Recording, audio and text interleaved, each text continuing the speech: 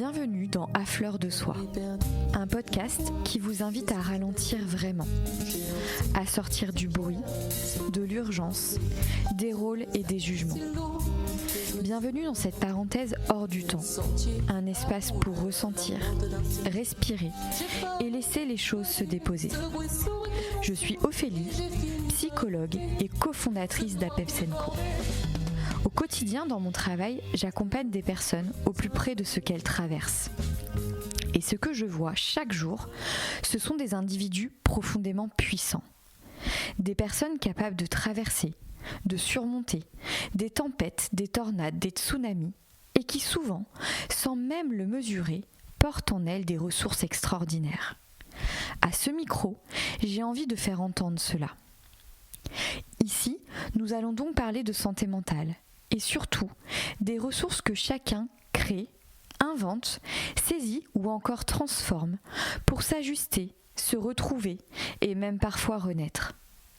Chaque rencontre est une parenthèse, un instant partagé, un moment de présence où se raconte une histoire singulière et où se déposent des ressources qui peuvent être essentielles. Bienvenue dans cette marche intérieure, cet espace intimiste et belle écoute. Aujourd'hui, j'ai installé mon micro chez Amélie, fondatrice de la savonnerie Orianis. Auparavant, pendant environ 15 ans, Amélie imaginait, dessinait, coordonnait des projets d'aménagement intérieur. Elle usait de sa créativité pour donner vie à des espaces à l'image des aspirations de ses clients. Puis, peu à peu, quelque chose s'est déplacé. Avec le Covid et l'arrivée des outils d'innovation digitale, son métier et la relation clientèle se sont transformés, jusqu'à s'éloigner de ce qui pour elle faisait profondément sens. En parallèle, une autre histoire commence, celle de la maternité, celle de son fils Oriane, un petit garçon dont les problématiques de peau deviennent une préoccupation majeure. Alors Amélie se met à créer, comme elle sait si bien le faire. Elle teste, elle ajuste, et son intuition se révèle être une évidence douce pour lui. Mais elle se révèle aussi être un trésor précieux, d'autant plus dans une période extrêmement difficile psychologiquement. Alors malgré les doutes, malgré la sécurité d'un poste stable, elle choisit d'écouter son cœur, progressivement, et de se reconnecter à sa pleine créativité, à la matière, à l'humain. Aujourd'hui, la savonnerie Orianis a plus de 5 ans. Dans cet épisode, Amélie nous partage ce chemin, celui d'un déplacement, de la puissance de sa créativité et d'une reconnexion véritable à ce qui fait sens pour elle. Bonne écoute. Bonjour Amélie. Bonjour. Merci de m'accueillir dans ton atelier. C'est un peu particulier parce que tous les épisodes de ce podcast normalement sont enregistrés dans une tiny en pleine nature. Mais au vu de ton agenda qui est extrêmement serré et en plus de la collaboration qu'on a entamée ensemble, eh bien, je trouvais ça intéressant aussi de montrer ton lieu d'exercice, ton atelier, oui. Qui est niché à Villedieu-les-Poêles. Oui. Donc tu vas pouvoir nous parler d'ailleurs de ton activité et de la création de Orianis. Eh bien bonjour, je suis donc Amélie, j'ai donc 37 ans. Je suis maman d'un petit garçon qui a 8 ans. Il s'appelle Oriane et je suis donc la fondatrice de la savonnerie et cosmétique Orianis depuis novembre 2020. Ok. Voilà. Orianis, tu peux nous expliquer le lien du coup ? En fait, Orianis, c'est toute une histoire qui découle effectivement de la naissance de mon fils, qui a eu des problèmes de peau dès ses 1 an.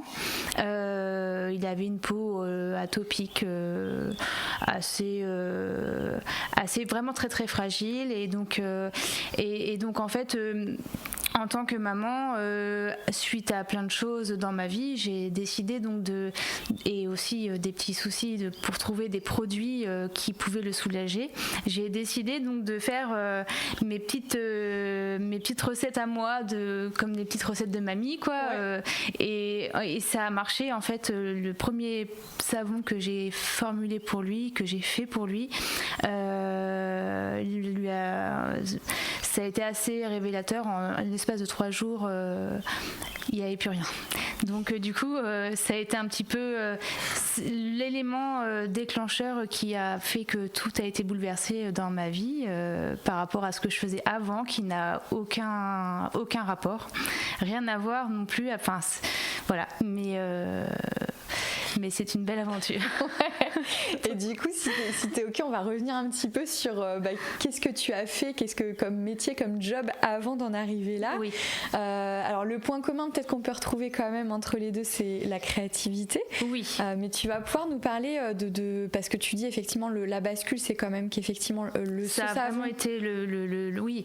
Mais aussi le fait de devenir maman. En fait, quand on devient maman, il y a tellement plein de choses qui changent dans la vie d'une femme. Dans la vie familiale, tout ça. Moi, avant, en fait, j'étais chargée d'affaires. Oui. J'étais donc décoratrice, conceptrice, coordinatrice de travaux dans le bâtiment, dans l'agencement intérieur.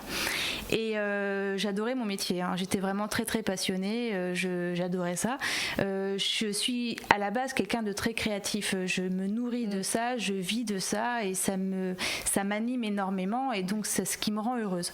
Donc, je ne peux pas faire autre chose que dans la créativité de toute façon, mais c'est vrai que c'est un travail qui me prenait beaucoup de temps. J'étais pas souvent là, je travaillais quand même beaucoup et en fait déjà de par ça, en fait j'avais l'impression quand je suis devenue maman de pas m'occuper comme il fallait de mon fils.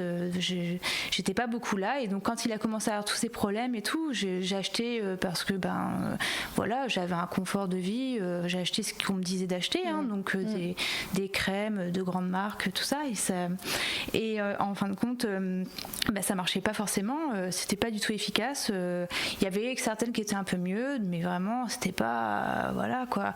Et en fait, un jour j'ai eu un déclic. Mon fils, il s'est barré en courant. Il avait 13 mois, il a marché à 1 an. Il s'est barré en courant parce qu'il hurlait parce que je le badigeonnais de crème et ça lui piquait le dos parce qu'il était tout irrité derrière le dos. Il avait des plaques et tout ça. Et puis un jour aussi, je le mets chez la nourrice et puis je le récupère un soir à 20h et la nourrice me dit oh là là, aujourd'hui il a fait que se gratter, il passait la main sous le body et je le récupère, il était griffé de haut en bas dans le dos et je me suis dit mais c'est pas possible. Voilà, il y a un moment donné, je me suis dit mais voilà.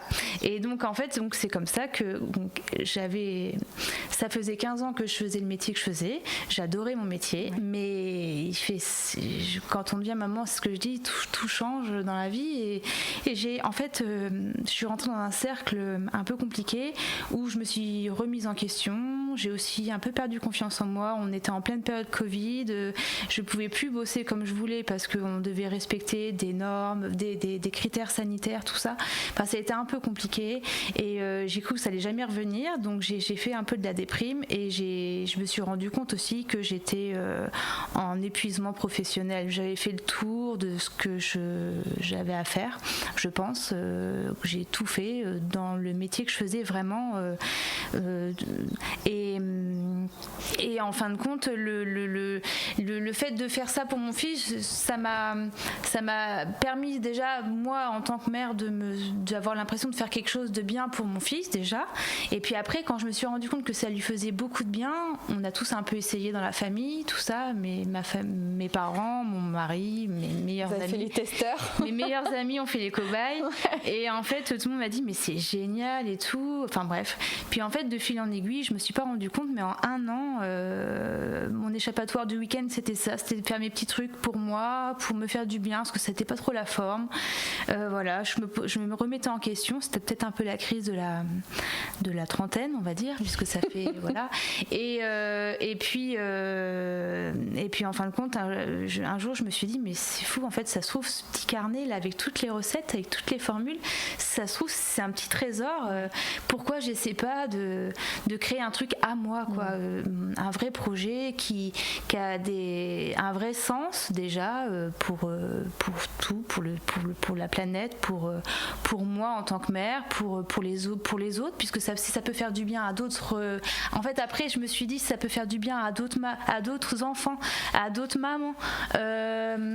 Et puis, j'avais envie de revenir à quelque chose qui est de plus manuel, de fait avec les mains, tout ça, travailler vraiment la matière. Et aussi m'épanouir encore plus dans mon esprit artistique, on va dire, parce que finalement, quand on est salarié, quand on travaille dans un truc, j'adorais, mais j'étais quand même un peu bridée, c'est normal. Bon, voilà, on doit respecter aussi des choses, tout ça. Alors que là, en créant un projet comme j'ai créé, je me suis dit, bah là, je peux y aller, quoi. Je peux vraiment faire quelque chose qui soit complètement à l'image de ce que j'aimerais, de ce que j'aimerais véhiculer. Et si en plus les gens, le public aime et s'y retrouve un petit peu dans voilà, ce serait super. Donc je me suis dit bon bah on va essayer. Ouais. Et donc c'est comme ça que j'ai négocié donc pour faire un temps partiel, pour voir. Hein, évidemment, j'ai pas tout plaqué en une seule fois. Hein, c'est pas si simple puisque ça reste un projet artisanal. J'ai démarré de zéro, donc j'ai tout plaqué et je suis redescendue là, quoi. C'est pour ça que tu as fait par étapes. Voilà. Est-ce qu'avant qu'on aille sur la création et le développement de la savonnerie Orianis, est-ce que tu t'as dit ça faisait 15 ans que tu étais au même endroit? Oui. Et qu'il y a eu des périodes difficiles, notamment autour du Covid. Est-ce que tu peux nous expliquer un petit peu c'était quoi un peu plus ton métier, comment s'exprimait ta créativité sur ce job-là, et qu'est-ce qui fait qu'à un moment donné tu t'es un peu essoufflée et par quel signe ça s'est passé, t'as pu sentir qu'il y avait des choses qui oui, qui se alors passaient. j'imaginais en gros et je dessinais et concevais des espaces d'agencement intérieur, voilà, pour donc des projets particuliers surtout essentiellement, et je faisais donc de la coordination de travaux, c'est-à-dire que je travaillais avec des équipes d'artisans que j'ai moi-même en fait sélectionné grosso modo, hein, pour faire une équipe un peu comme de la maîtrise d'œuvre. Voilà. Et on a fait des projets magnifiques là-dessus. C'était vraiment, ça m'a beaucoup appris. J'ai appris énormément. Qu'est-ce que tu as appris par exemple qui te sert encore aujourd'hui? Alors aujourd'hui, en fait, pour l'entreprise, j'ai appris déjà le travail quand même de rigueur un petit peu, où il faut quand même être assez méthodique, organisé, tout ça. Et c'est voilà. Le côté créatif, ça je l'ai toujours eu depuis que je suis toute petite. Hein. J'ai fait des cours de dessin pendant des années, j'ai fait une école d'art appliqué. Enfin, j'ai quand même toujours été. Voilà, je suis une passionnée de dessin, de peinture. La créativité a toujours fait partie de toi depuis toute petite. Oui, c'est vraiment quelque chose qui me, je sais pas. Ça fait du bien, quoi. Ça fait du bien, voilà, ça nous vide la tête. C'est un peu comme quelqu'un qui a besoin de faire du sport tout le temps. Alors moi, par contre, je suis pas du tout sportive, pas trop. C'est pas très bien, mais bon. On peut pas être investi partout. Hein. Mais en tout cas, moi, c'est vrai que voilà, de créer, ça m'apaise, ça me vide la tête, et ça donne, voilà, quand j'arrive à faire quelque chose de moi-même, ça donne un sens, et voilà. Voilà. Donc donc mon métier d'avant, voilà, je faisais à peu près 80 chantiers année. Donc sur 15 ans, faites le calcul, ça fait quand même un sacré paquet de chantiers. Donc au bout d'un moment, même si c'est jamais les mêmes, même si les clients sont toujours différents, voilà, après il y en a, ils font ça toute leur vie. Moi j'ai ressenti un besoin de changer, voilà. Alors après, il faut savoir que quand j'étais enfant, je voulais être esthéticienne, je voulais travailler dans le monde du soin, de la beauté, et puis ça ne s'est pas fait, parce que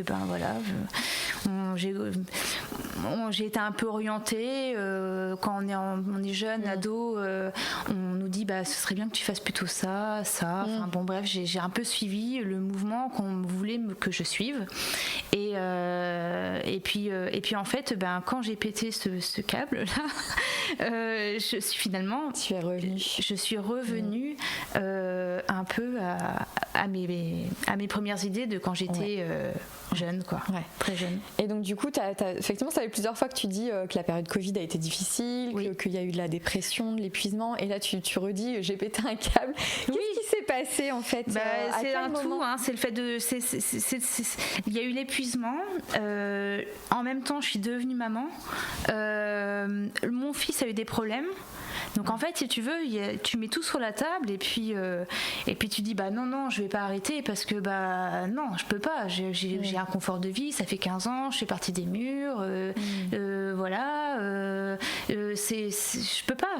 Et puis après, tu te dis mais enfin attends, ça a commencé aussi à déteindre sur ma vie de couple. Je faisais la tête le soir, je pleurais dans la voiture en rentrant. Tous les soirs parce que je sais pas trop vraiment comment expliquer. C'est assez je pense que c'est une période de toute façon qui a été un peu noire pour beaucoup de gens, voilà. Moi je suis quelqu'un d'hypersensible, ça m'a fait beaucoup de mal cette période, donc c'est vrai que j'ai eu un petit peu de mal et donc du coup voilà, mais comment dirais-je, ce projet m'a sauvée aujourd'hui. Parce que du coup, sur cette période-là, tu travaillais ou la boîte a fermé pendant le confinement? Non, j'ai travaillé. T'as travaillé. Ça a fermé vraiment quand il y a eu le gros confinement là où ça a duré, je sais plus 15 jours ou peut-être un mois, je sais plus trop combien de temps que ça. Oui. Mais non, on a continué à travailler. D'accord. Le seul problème, c'est qu'on nous a obligés à ne plus manger ensemble avec mon collègue avec qui j'étais le midi. C'était un à midi, l'autre à 13h. On pouvait même pas se croiser dans la journée. Voilà, pour vendre les projets, vous faites choisir sur des petits échantillons, enfin, j'ai l'habitude en fait d'avoir un lien avec la clientèle, face à face, quoi, un contact presque, voilà, quoi. Et c'est vachement important en fait parce que pas pareil que derrière un écran. Et donc c'est ce côté humain que j'ai aimé et qu'on nous a enlevé. Et en fait, de vendre un projet comme c'était, c'est-à-dire pas des petits trucs, hein, c'était quand même des gros projets, quoi. Tout en visio, derrière un écran, en montrant les échantillons aux gens derrière la petite caméra. Enfin, ça n'avait plus du tout de sens pour moi. Ok. Et là, t'as commencé à poser des questions déjà. Là, tu sentais que... c'est-à-dire je me disais non, ça va s'arrêter, ça va revenir, tout ça. Et puis en fait, ça s'est. Après, je suis rentrée dans un tunnel où mes équipes, en fait, avec qui je travaillais, étaient beaucoup en sous-traitance. Et comment dirais-je, sur les 8 que j'avais, on en a perdu 4. Okay. Parce que bon, alors il s'est passé des choses un peu difficiles. Comment Ouais, là, je sais pas trop si je peux, tu vois. Là, c'est compliqué. Parce que bon, chacun a sa vie, hein, voilà. Mais c'est vrai que du coup, bon, bref, il y en a qui ont voulu prendre un peu leur envol et quitter ce cercle, cette équipe, en gros comme une équipe de foot, quoi, hein, qu'on avait créée, quoi. Ils ont voulu prendre leur indépendance complètement, en gros, parce que la sous-traitance, en fait, ils étaient à leur compte, mais ils bossaient pour l'entreprise dans laquelle j'étais, en gros. Mais bon, ce ne sont que des contrats. Si tu veux le rompre, tu l'arrêtes, quoi. Donc voilà. Donc en gros, moi, de 8 gars avec qui je travaillais, je suis passée à 4. Et le planning était plein. Plein à craquer. Donc en gros, moi je me suis pris une avalanche de remarques, d'appels téléphoniques, de menaces des clients où on me mettait la pression pour savoir quand est-ce qu'on venait faire le chantier. Parce que c'était toi qui étais le contact. Bien du sûr. Client. Oui, donc, parce que j'étais la responsable j'étais chargée d'affaires. Donc c'est des métiers où en fait tu coordonnes des équipes, hein, donc c'est toi. Alors évidemment au-dessus j'avais un directeur, une directrice, mais c'est resté moi quand même. Et là je me suis fait, je m'en suis pris plein la tête, quoi. Donc au bout d'un moment t'encaisses. puis t'encaisses, puis au bout d'un moment t'encaisses plus. Moi à côté j'avais mon gamin que je laissais, j'ai vraiment, puis mon mari un jour m'a dit écoute, franchement là c'est du n'importe quoi. Et donc qu'est-ce qu'il avait remarqué ton mari? Il avait remarqué que j'étais en déprime totale et que ça posait même un potentiel danger pour moi, pour ma santé mentale, pour ma santé physique. J'ai eu des menaces verbales, physiques. Ça a été un peu compliqué quand même. Pas par mon mari. Hein. Non, j'ai bien compris. Par les clients. Les clients, au travail, avec les gars, tout ça, ça a quand même été un petit peu compliqué. Donc du coup... tu allais comment au boulot ? Comment tu te sentais avant de partir au travail ? J'avais une boule au ventre énorme, mais vraiment, c'était compliqué. Ouais. C'est une période en fait que j'ai un peu rayée de ma tête. Hein. J'avoue que ça a été quand même assez compliqué. Et donc voilà. Et puis un jour, j'ai rencontré un monsieur, qui est venu au sein de l'entreprise pour. Et c'est lui qui m'a libérée. En fait, j'ai rien voulu dire, mais alors c'est des gens qui sont pros. Hein.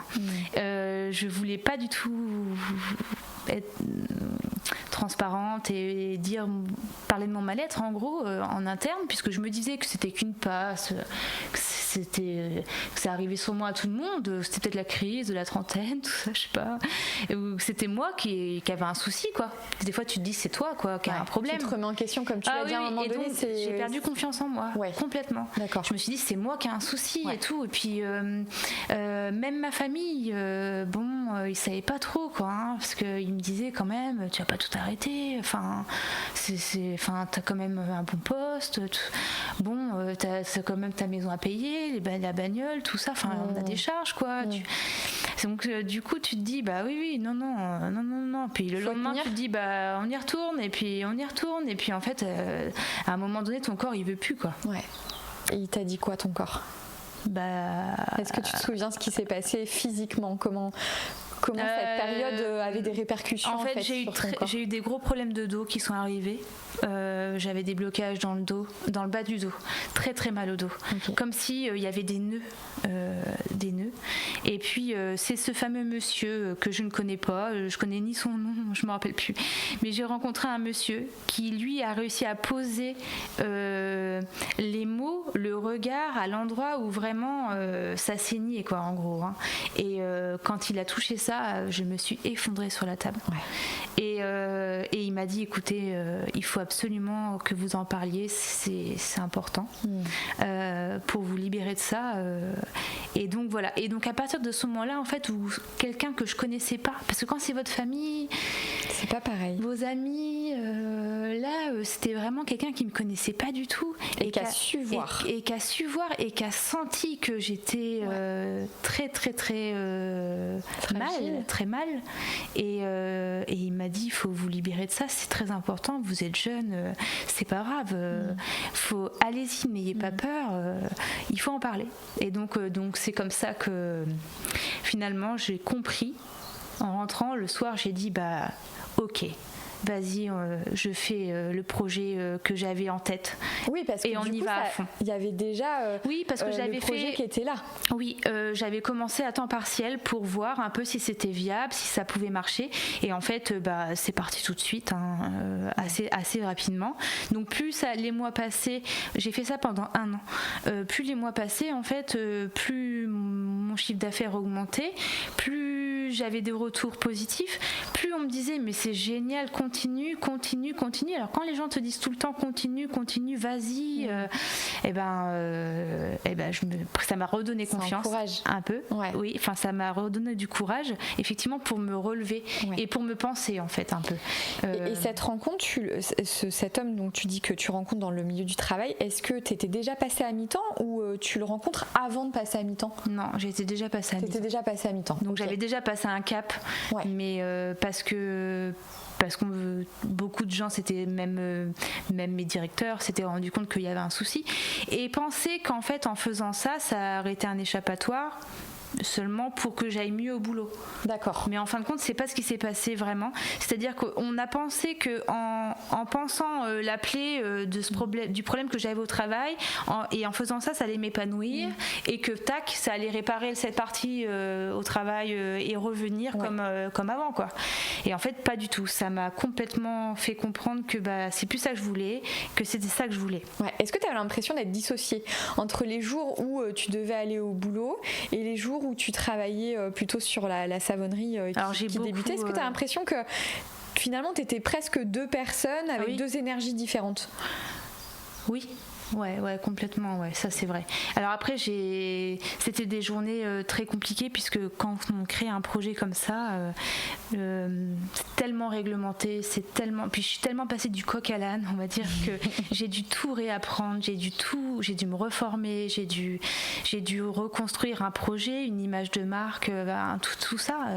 Et en gros, alors du coup, pour pas penser, pour pas être malheureuse, je faisais ma journée.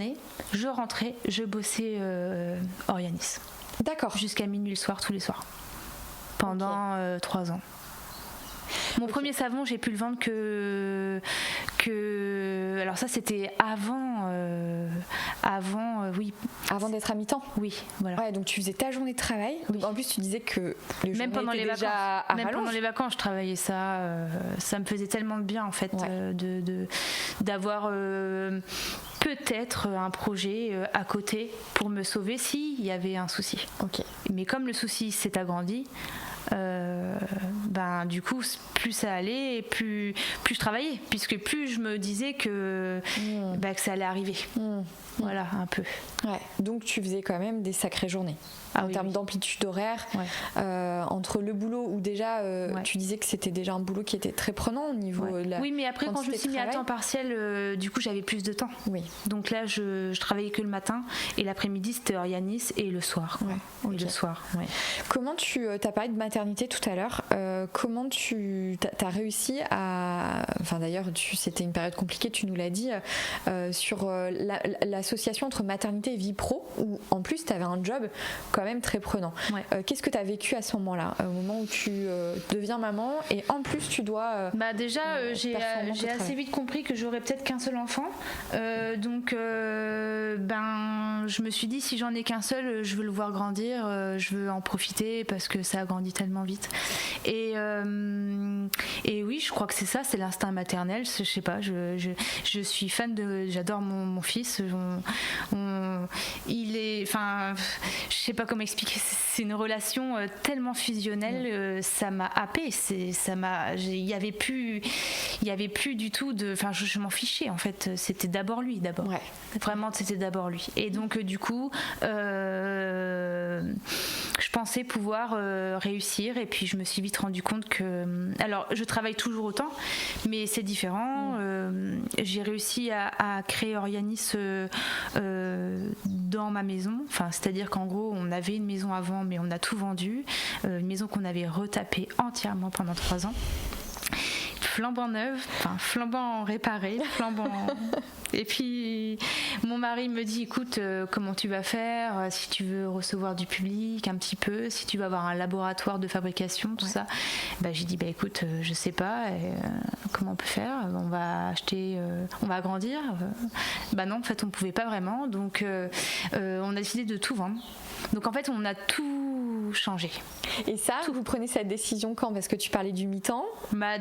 Oui, ça s'est fait quasi dès que je suis partie. Après, dès que j'ai décidé de prendre mon envol à 100%, je me suis dit que là, par contre, fallait que j'y aille, quoi. Donc, parce que évidemment, pour en vivre, il faut quand même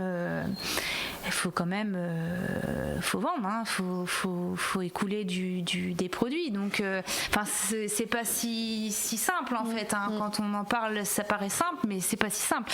C'est tout un truc. Donc, je me suis dit que là, j'avais pas le choix. Il fallait que je mette.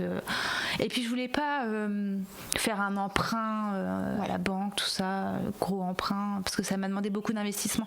Donc, du coup, on a décidé de vendre, de racheter une maison qui avait les espaces pour, avec un potentiel éventuellement d'agrandissement. D'accord. Et puis voilà. Ok. Et là, c'était parti à temps plein. Et là, c'était parti à temps plein. Okay. Voilà. Okay. Voilà. Mais déjà au bout de l'année où j'ai fait ça à temps partiel, c'était quasi, j'en vivais presque à la fin. D'accord. Ouais, c'était déjà rentable. Alors, des petits revenus, mais oui, c'était des petits revenus parce que j'étais quand même dans l'autofinancement.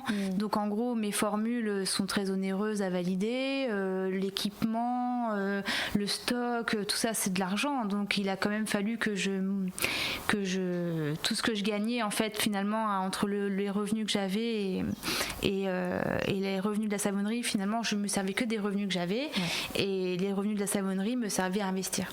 Ok.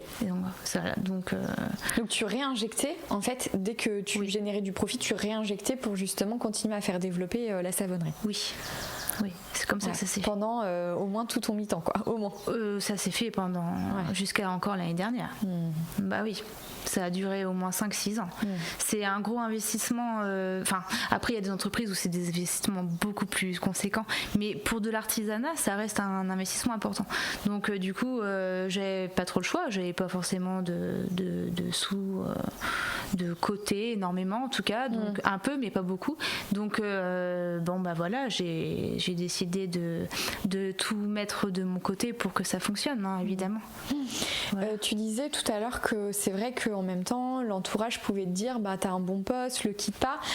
Est-ce que le fait que ça commence à être viable, est-ce que là du coup on t'encourage à dire allez fonce, vas-y? Oui, parce que alors après j'ai pas les amis, tout ça, eux dès le début ils étaient à fond. C'est plus mes parents qui voilà, un peu inquiet, normal, c'est l'instinct protecteur. Tout à fait. Je pense je ferais pareil avec mon gamin. Mais oui. En fait. Voilà, après mes parents ils ont confiance en moi, mais c'est juste qu'ils savent aussi mes faiblesses et qu'ils voulaient que je sois sûre que je sois sûre en fait moi, parce que j'ai pas de regrets après et tout ça quoi. C'est plus ça en fait.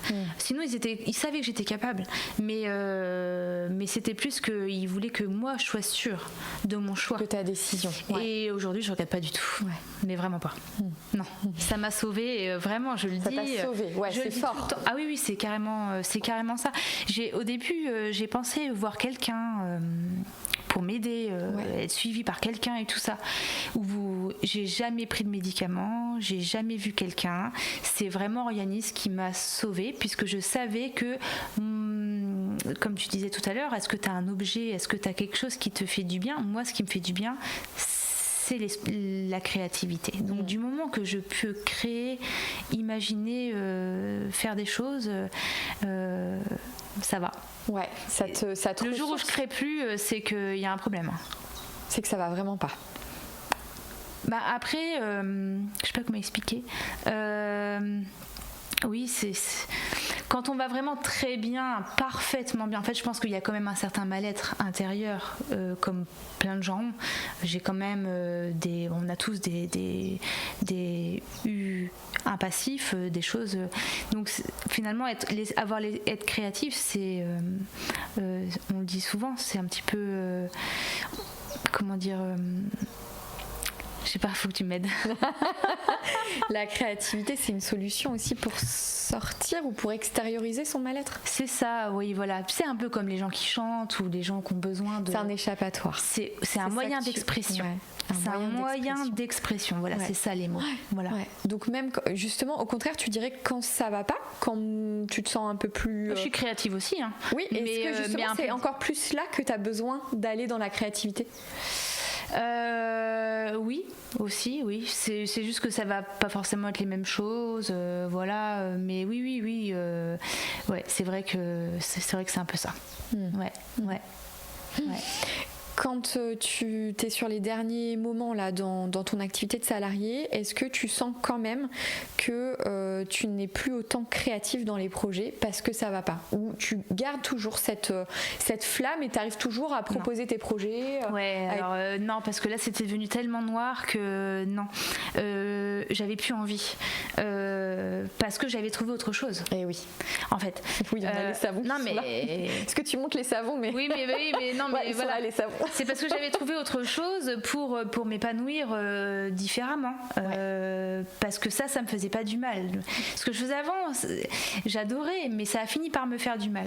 Donc en fait, j'avais plus envie. Et oui. Ça faisait du bien. Et ça faisait du bien à mon gamin. Alors j'ai dit, bah non, mais là j'y vais, quoi, à fond.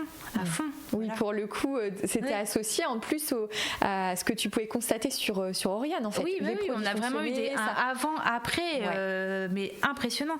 Et aujourd'hui, l'entreprise va avoir 6 ans et je continue encore à avoir plus des avis toutes les semaines sur mon site.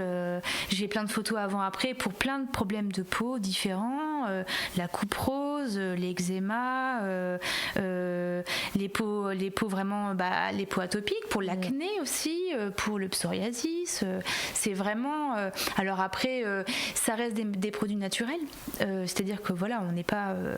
C'est ce que j'ai appris aussi en réglementation cosmétique et tout ça, c'est que ce sont pas non plus des médicaments. Voilà, ça va jamais remplacer une cortisone ou choses comme ça, mais ça reste des produits naturels et donc voilà, en fait finalement grâce à même, enfin, en étant juste sur ça, juste du naturel, voilà, certains avec huile essentielle, d'autres sans huile essentielle, sont adaptés du coup pour les mamans, tout type de peau, pour les bébés dès la naissance, ou pour des peaux plus matures, et ça marche. Ça marche finalement. En fait, je suis revenue à quelque chose de plus artisanal, de plus simple, de plus sensé, et qui a plein de valeurs en fait qui me correspondent aussi plus aujourd'hui. C'est-à-dire qu'en gros, quand j'avais 19 ans, 20 ans, j'avais mes idées, j'étais plus finalement, de l'agencement intérieur, ça reste quand même quelque chose que j'adore, hein, mais c'est plus matérialiste quand même. Là, je suis vraiment revenue sur quelque chose de plus profond en fait, voilà, utiliser les matières naturelles. Je travaille, alors quand j'ai créé Orianis aussi, ce qui me tenait vraiment très à cœur, c'était de travailler, c'est normal parce qu'avant je travaillais comme ça aussi, je travaillais avec une équipe d'artisans du coin, et quand j'ai créé Orianis, c'était très important pour moi de travailler avec plein de producteurs locaux autour de mon atelier, et donc j'ai collaboré donc avec plein de petites fermes, un rucher, voilà, je vais chercher mon lait à la ferme directement juste après la traite des chèvres pour faire les savons et les cosmétiques. T'es restée très locale. Très local, et puis à fond aussi dans l'humain, l'échange humain. T'as retrouvé ça, ce qui commençait à te manquer, notamment parce que la période Covid a rendu les choses beaucoup plus distanciées. Là, tu reconnectes avec ça depuis que t'as créé la savonnerie. Puis c'était. Alors il y a eu le Covid, mais il y a aussi le fait que c'est aussi été. Ça évolue tellement vite. On est de plus en plus connectés, tout ça. Un jour, en fait, on m'a dit pour vendre tes projets, tu vas plus te servir de ton logiciel 3D et tout ça, tu vas carrément leur mettre les lunettes sur la tête pour la réalité virtuelle. Alors c'est génial, c'est hyper novateur, c'est canon. Mais en fait, moi, ce que j'adorais, c'était crayonner ma perspective avec les échantillons à côté pour les matières et leur vendre mon dessin, en fait. C'était ça, moi, que j'adorais. Alors quand on est passé à la 3D, ça allait encore parce que j'avais mes échantillons, mes trucs et tout. Mais alors quand j'ai commencé à leur mettre les trucs sur la tête, alors non, eux ils regardent comme ça, et puis ils me regardaient même pas en fait, ils regardaient juste le truc qu'il y avait dans les lunettes, quoi. Voilà. Et là en fait ça a perdu toute son âme qui n'est pas moi en fait.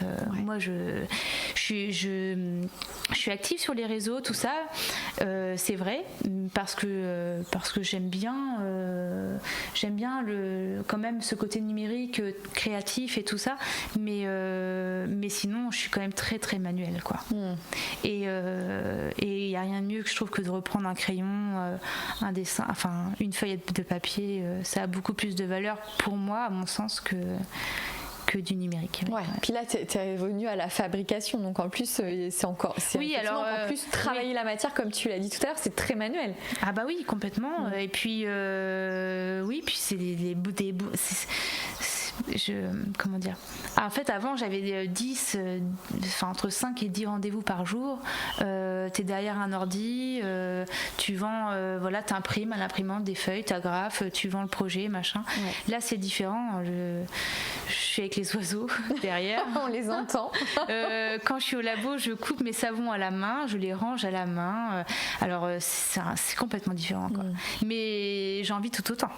C'est ça qui est quand même assez incroyable, c'est qu'on croit que il faut faire ce genre de non, pas du tout. En fait, je pense que après ce qu'il faut aussi, c'est peut-être un petit peu proposer ce qu'il n'y a pas toujours à côté, ailleurs. Faut pas copier, faut essayer quand même d'avoir sa propre identité, son propre style. Et c'est vraiment c'est pour ça que j'ai beaucoup travaillé Orianis, parce que je voulais vraiment que ça représente quelque chose qu'il n'y a pas trop autour en Normandie. Et je pense qu'aujourd'hui, et puis avoir mon histoire a vraiment beaucoup plu aux gens. Donc quand tu parles de ton histoire, qu'est-ce qu'aujourd'hui tu as déjà communiqué sur l'histoire de la savonnerie? Alors oui, les gens connaissent quand même. Les gens connaissent, ou en tout cas ceux qui me suivent connaissent l'histoire. Oui. Tu as déjà parlé de ton épuisement, de cette période difficile sur le plan de ta santé mentale? Non. Ouais. C'est vraiment l'histoire. C'est vraiment oui. Non, en fait, j'ai eu beaucoup de mal à en parler jusqu'à aujourd'hui presque. C'est quelque chose que je dis, c'est comme c'est une petite boîte, je l'ai fermée, je l'ai mise de côté, et j'ai vraiment toujours parlé que de l'histoire d'Oriane, qui est la vraie histoire. Oui, bien sûr. Mais en vrai, en parallèle, il y en a eu d'autres en fait. Il y en a eu d'autres, mais celle-ci, j'en ai pas trop parlé parce que c'est des moments qui ont été difficiles pour moi, et puis j'étais pas certaine que de toute façon les gens allaient comprendre. Ça reste une histoire personnelle. Mais en fin de compte, je me rends compte qu'il y a plein de gens qui vivent la même chose, qui ont vécu les mêmes choses. Et donc, si ça peut aider d'en parler. En tout cas, tout ce que je veux dire, c'est qu'on peut rebondir. Moi, c'est comme ça. Enfin, moi, en tout cas, j'ai rebondi clairement. Aujourd'hui, j'en suis très fière. Je sais que je me suis sauvée grâce à ça. Et même si demain c'était fini parce que ça marche plus, parce que pour X raisons, on est quand même dans un système qui est un peu compliqué avec tout ce qui se passe et tout ça. Pour moi, ça ne sera pas un échec. J'ai énormément appris. Et puis le fait d'avoir sauté dans le vide comme ça, en ayant pris mon envol, j'ai pris mais j'aurais jamais cru que je le ferais. On m'a poussée quand même. Au bout d'un moment, mon mari m'a dit allez, vas-y, tu vas y arriver. Et puis voilà. Et puis ils m'ont soutenue quand même psychologiquement, c'est vrai. Et donc. J'y suis allée, quoi. Puis après, il faut se donner les moyens, bien sûr, hein. Mais tout le monde peut y arriver, hein. Oui, ça j'en suis convaincue. Si vraiment on veut, on peut toujours y arriver. Ouais, en tout cas, comme tu disais tout à l'heure, il n'y a pas eu besoin d'accompagnement extérieur, plutôt tes proches qui t'ont soutenu, qui t'ont encouragé. Je vais voir mes parents tous les samedis à Granville, au bord de la mer. Ce qui te ressource aussi, tu me disais tout à l'heure. J'en ai vraiment besoin. Voilà, Granville, c'est un lieu ressourçant. Ouais, moi j'ai grandi là-bas. La mer, quand je suis arrivée ici à Villedieu,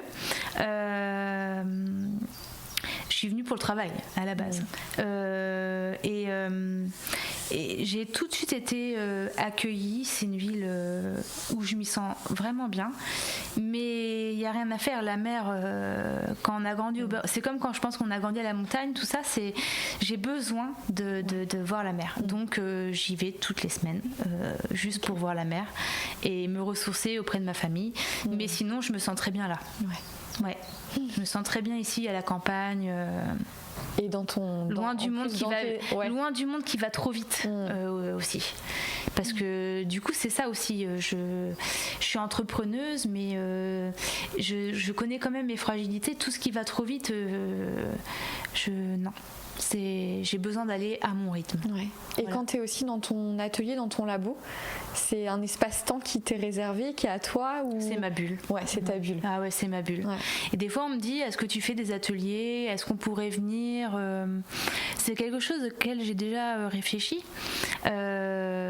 et que peut-être un jour je mettrai en place. Mais c'est vrai que pour le moment, en fait, c'est vraiment un temps qui me prendra peut-être 5 ou 10 ans, j'en sais rien, mais j'ai besoin d'être dans ma bulle. Ouais. C'est ton espace. Pour le moment, c'est difficile de l'ouvrir à l'extérieur. Pas envisageable pour le moment. Ça viendra, je pense. Ça viendra. Oui, je suis pas fermée, mais je veux que les choses se fassent naturellement et pas. Voilà, je veux pas que ça grandisse d'un coup. C'est vraiment pas ce que je veux. Parce que je sais ce que ça peut faire. Et je sais ce que ça a fait à d'autres entrepreneurs des fois de tout exploser, tout développer, tout ça.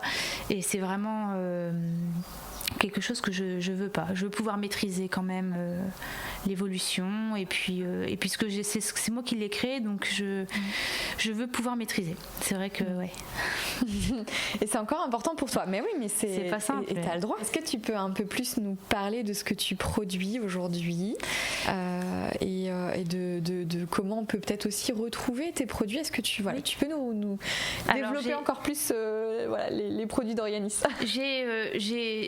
J'ai formulé 8 savons différents pour des types de peau et états de peau différents. Tous sont adaptés. Certains sont adaptés pour les femmes enceintes ou allaitantes, les bébés dès la naissance, d'autres pour le reste des personnes.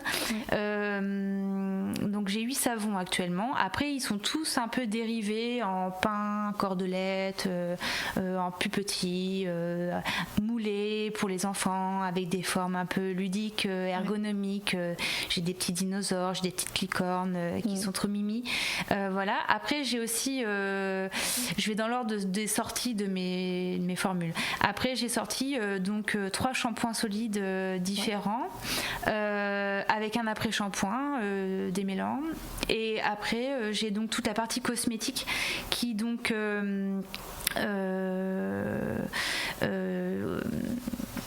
se décline donc pour le visage et le corps avec donc les écumes fouettées qui sont un peu les best-sellers avec les savons parfumés ou non parfumés pour les bébés de la naissance. C'est donc un baume chantilly de karité réparatrice qui peut réparer toutes les zones sèches de la peau.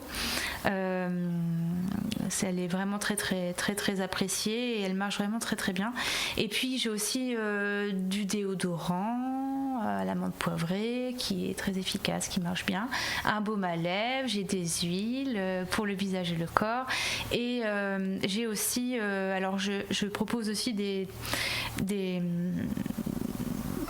dérivés aussi avec des copeaux de savon pour parfumer les intérieurs, tout ça. Et le dernier produit que j'ai sorti qui m'a pris beaucoup de temps, mais que je tenais vraiment à sortir pour un peu mais fermer la boucle un petit peu de ma gamme et proposer vraiment des routines visage. C'est ma crème de jour qui a été formulée donc avec de la salicorne et du collagène marin qui est donc produit récolté dans la baie du Mont-Saint-Michel. Oui, donc tous ces produits que tu viens de nous citer sont plus produits avec des produits locaux. Dans chacune de mes formules, il y a des ingrédients de producteurs locaux. Ils ne sont pas 100% faits avec des producteurs locaux parce qu'en fait c'est presque mission impossible d'un point de vue réglementaire parce qu'il y a des fiches techniques à avoir, des fiches de sécurité, enfin c'est vraiment très lourd. J'ai certains ingrédients où j'ai 10 fiches différentes à avoir, notamment pour les huiles essentielles, tout ça. Et donc du coup si j'ai pas les fiches, la formule passe pas d'un point de vue toxicologique, donc à l'évaluation quoi. Donc voilà, mais il y en a dans chacun des produits, ouais. Et donc ça met en valeur d'autres petits producteurs. C'est cool, je trouve. C'est une chaîne en fait, c'est de l'entraide, on se fait connaître, ils me font connaître, voilà. Et puis donc après les produits sont distribués par différents canaux de distribution. Je distribue donc dans à peu près une quarantaine de boutiques revendeurs. Sur la région? Oui, et la France. Okay. Il y en a aussi un peu partout, mais vraiment c'est centré quand même essentiellement en Normandie. Et après aussi, donc en vente directe à la savonnerie ici, sur rendez-vous pour les clients qui veulent venir jusqu'ici pour faire leurs achats, et aussi par internet sur mon site. Ouais. Voilà, en ligne, qui fonctionne bien. Et aussi. Je mettrai le lien de toute façon dans la description du podcast si jamais les gens veulent aller voir. Voilà. Ouais. Et tu as donc évidemment certaines périodes de l'année font aussi que tu proposes des coffrets spécifiques. Oui, je travaille beaucoup par collection éphémère, donc justement toujours pour être dans mon esprit créatif du moment et tout ça. Je ne fais jamais la même chose. Enfin, j'essaie en tout cas de jamais faire la même chose. En principe, depuis la création, j'ai jamais fait pareil. Je travaille beaucoup par mes collections par saisonnalité et pour les fêtes. Comme là, il y avait Pâques, donc il y a eu vraiment une collection qui a été faite pour Pâques. Je travaille là actuellement une collection pour la fête des mères. Voilà. Ce qui cartonne énormément, c'est mon calendrier de l'Avent, qui plaît beaucoup. Voilà, avec 24 petits cosmétiques à l'intérieur ou accessoires, beauté, pour découvrir une petite case tous les jours du mois de décembre jusqu'à Noël. Se faire plaisir tout au long du mois de décembre. Oui, voilà, c'est ça. Puis ça permet de découvrir dans un seul coffret, tout en petit. Donc ça reste du coup un budget qui est assez accessible plutôt que d'acheter tous les gros pour découvrir toute la gamme. Et puis ça permet de tester. Et puis du coup après tout le reste de l'année, si vous avez été content du petit, voilà quoi, le principe des calendriers de l'Avent. Voilà. Tout à fait. Donc aujourd'hui tu travailles encore beaucoup, mais comment tu arrives à trouver ton équilibre?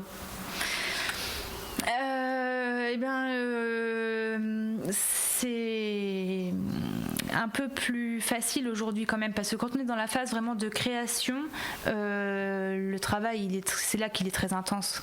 Une fois que c'est créé, je dis pas que c'est plus facile, c'est pas que c'est plus facile, mais comment dirais-je, toute la phase de création est faite, les étiquettes, les formules, tout ça. Alors évidemment, je vais quand même ressortir des nouveautés tous les ans. J'essaie de ressortir des nouvelles formules au moins une fois par an, mais l'essentiel est là. Donc maintenant, ça roule tout seul, ça fonctionne. Je suis toujours en progression pour ma 6e année, mais quand je dis progression, je suis en belle progression tous les mois. Depuis 6 ans, en fait, ta courbe, elle est ascendante depuis 6 ans. Oui. Et ça, merci, parce que franchement, je me dis mais c'est pas possible. Mais quand est-ce que ça va s'arrêter? Un jour, une amie m'a dit mais c'est normal. À un bon moment, tu vas arriver à maturité, puis tu vois, ça va redescendre. Et en fait, pour l'instant, ça redescend pas parce que c'est que du bouche à oreille. Les gens sont contents, ils en parlent. Et j'ai d'autres nouvelles commandes de gens qui m'ont jamais passé commande. Et j'ai aussi des clients, c'est leur 20e commande ou 30e commande. J'ai une clientèle très fidèle. Oui, mais en même temps, tes produits fidélisent. Oui, aussi. Et puis j'essaie aussi, en proposant des collections éphémères, de toujours un peu changer, qu'on se lasse pas, en fait, un peu. Et je pense que ça, c'est important aussi quand on est entrepreneur, c'est d'essayer quand même d'apporter de la nouveauté pour que le consommateur ne se lasse pas. Voilà. Et donc du coup, tu disais période de créativité, c'est effectivement les grosses périodes, mais là, t'as déjà une gamme assez complète, on va dire. Oui. Donc du coup, c'est moins intense, tu dirais, en termes de travail, ou en tout cas, c'est pas la même intensité. Alors si, ça reste intense, mais oui, là je suis en période un peu plus calme, mais c'est tous les ans pareil. C'est une période entre deux fêtes. La Pâques est finie, la fête des mères c'est que dans un mois et demi. Donc voilà, il y a des périodes où c'est plus calme, et donc là c'est des périodes où je prends du temps pour moi, non pas forcément pour me reposer, c'est pas du tout ça, mais pour faire de la veille sur les tendances, sur les modes. C'est hyper important en fait pour essayer toujours de proposer ce qu'il n'y a pas trop ailleurs, quoi. Voilà. Et ça, c'est ce que je faisais déjà dans mon métier d'avant. Hein. C'est quelque chose que j'ai appris. C'est une gymnastique en fait qu'on apprend à faire. Il n'y a jamais de trou en fait dans la vie d'entrepreneur quand même. Même si tu as des trous, c'est des trous qui sont importants puisqu'il faut s'en servir pour penser demain ou dans 6 mois. Voilà. Donc ça reste intense, mais je m'organise. Mon fils, je le cherche à l'école tous les jours à 16h30. Ça, j'en suis très fière. Je l'emmène tous les jours à l'école. Mais par contre, voilà, je bosse le soir aussi une fois qu'il est couché. Okay. Pas forcément à l'atelier, pas forcément au labo, mais sur mon PC, je fais des choses, hein, voilà. Et puis voilà. Mais après, bon bah oui, non, les vacances, tout ça, il y en a, hein, mais moins qu'avant, ça c'est sûr. J'ai plus 6 semaines par an. Non, j'ai plus 6 semaines par an, ça c'est vrai. C'est vrai, mais j'ai gagné en qualité de vie. En fait, avant j'avais 6 semaines par an, parce que j'avais un peu cumulé de l'ancienneté, mais je regrette pas du tout. En fait, aujourd'hui, j'ai plus 6 semaines, mais j'ai une certaine liberté. Voilà, quand je veux vraiment bosser, je bosse. Ouais. Et quand je veux un peu prendre du temps parce que j'en ai besoin, ou pour mon fils parce qu'il y en a besoin pour lui, faut que je sois présente, il y a une sortie scolaire, il y a un truc, j'y suis. Ouais. Et ça, j'ai l'impression d'avoir tout gagné en fait. Voilà. Ouais. Je te rejoins là-dessus, c'est tellement plaisant. Et... oui, et je pense que c'est vraiment c'est important d'en parler, c'est vrai. Ouais. Parce que si on a besoin, il y a certainement des gens où ils vont pas l'entendre, où ils sont dans leur truc et tout, et puis parce qu'ils sont bien dans leur truc, mais c'est vrai que non, il va même pas à la garderie, hein. Et pourtant je bosse beaucoup, mais on s'organise, il a grandi aussi, hein, un petit peu, il comprend mieux, parfois il se met là, il fait des dessins pendant que je fais des colis. Quand je suis au labo, par contre, non. Je m'organise toujours qu'il soit pas là, qu'il soit à l'école. Par exemple, là, il est en vacances dans une semaine pour les vacances donc d'avril. Là, c'est là qu'il faut que mon stock doit être plein.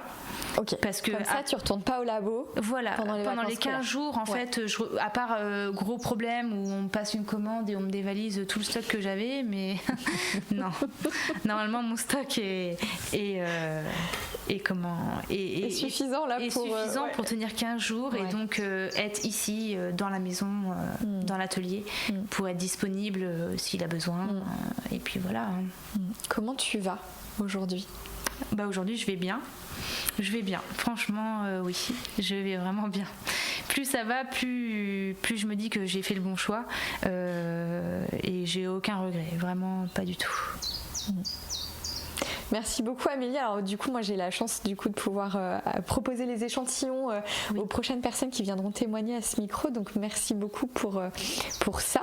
Et puis de toute façon moi-même je suis cliente et on va se consacrer un moment là, j'ai besoin que tu me conseilles sur mes propres produits. Routine spéciale pour Ophélie. Ouais, c'est ça, exactement. Et puis sinon si on fait des événements, c'est pareil, on l'a pas dit ça, tu proposes aussi des collections spéciales événements. Peut-être c'est important de pouvoir le dire. Je sais que éventuellement, dans le cadre d'un mariage, ou baptême, alors, tu fais des collections spécifiques événements. Oui, tout à fait. J'ai en fait sur mon site, on peut aller voir. Hein, j'ai un intercalaire vraiment dédié à ça, où je propose des savons déclinés sous différents formats, différents budgets, et les prix sont dégressifs à la quantité, personnalisables pour les événements, les baptêmes.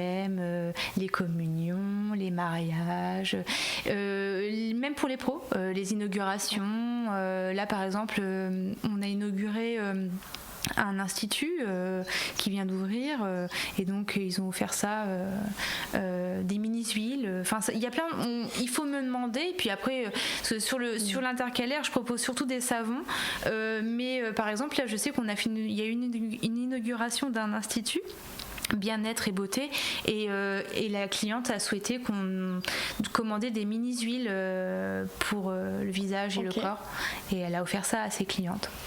Voilà. Donc ça, c'est possible aussi. Oui, tout à fait. En tout cas, merci beaucoup de m'avoir accueillie. Merci d'avoir ouvert ce sujet qui n'est pas facile. Comme tu dis, tu avais mis dans une boîte et tu avais rangé. Donc merci de m'avoir fait confiance et d'avoir partagé cette expérience, ce vécu à mon micro. Parfait, merci. À bientôt, Amélie. Merci. Dans cet échange avec Amélie, il y a quelque chose de très précieux qui se dit. L'importance de s'écouter. S'écouter vraiment. Surtout dans des moments de transition où tout peut sembler bouger en même temps. La maternité, bien sûr, si chamboulante sur le plan physique, neurobiologique, psychologique et identitaire, mais aussi toutes les autres transformations professionnelles, technologiques et écologiques que nous subissons. Tous ces passages viennent parfois bousculer nos repères, nous déstabiliser, nous questionner. Et au cœur de ces mouvements, il y a souvent des ressources que l'on ne soupçonnait pas. La créativité par exemple, cette capacité à inventer, à ajuster, à essayer, une manière d'exprimer, de s'extérioriser et de traverser les émotions. La créativité a le pouvoir de donner forme à ce qui se vit intérieurement et peu à peu à le transformer. La créativité est une ressource profondément vivante, accessible à chacun à sa manière. Une façon de rester en mouvement, tout en se rapprochant de soi. Merci à vous d'avoir pris ce temps pour écouter, ressentir et peut-être pour laisser résonner certaines choses. Ce qui a été partagé dans cet épisode est l'histoire singulière d'une personne. Un vécu, un parcours, un chemin intérieur qui n'appartient qu'à elle. Mais si cet épisode résonne en vous, si elle éveille des questions, des émotions, des besoins, je vous invite à rester à l'écoute cette fois de vous-même et ainsi à trouver vos propres ressources. Merci à Fleur de Soie.